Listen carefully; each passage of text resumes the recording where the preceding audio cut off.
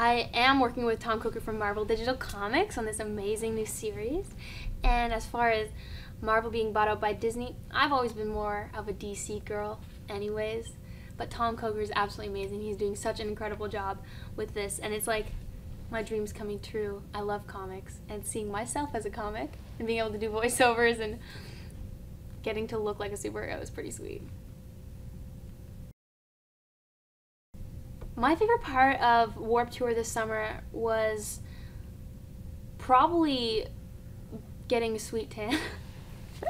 No, my favorite part of Warped Tour this summer was definitely being able to meet new people and making new friends who are on the tour, but also there was entirely new crowds there every day. People that had never heard my music that were passing by, that were checking it out, and seeing those faces that, 2 hours ago didn't even know who you were, coming up to your table after to tell you that you did a great job and that they're into your music now. So that's probably the most rewarding thing about touring in general, especially on Warped Tour. I am so excited to be going on tour with Keen, starting very soon.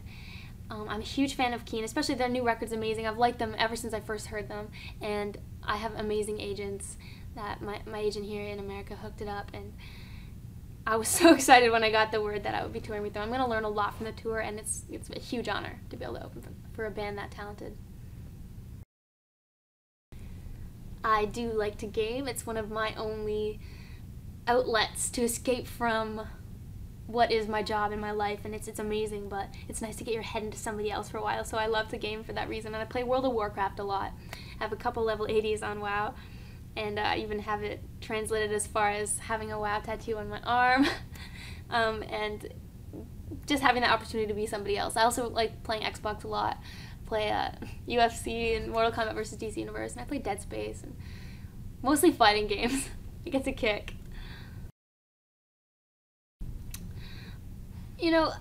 Lights is my name, and it feels like it's my name, and I mean, it's funny, and in fact it's quite the opposite of having logistical problems in that I've been met with a lot of positivity when people see that that's my name. Like, I'll go to the airport and someone looks at my passport and it's like, Lights? That's an awesome name. It makes me feel a little bit more special, and I love it.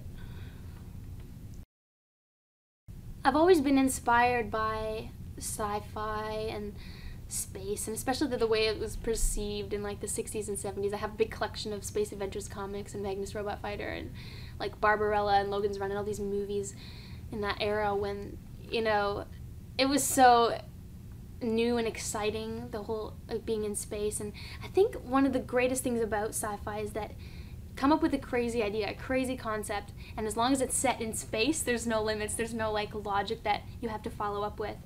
So it's just a totally open, broad space for imagination and creativity, and it's very inspiring. It feels limitless.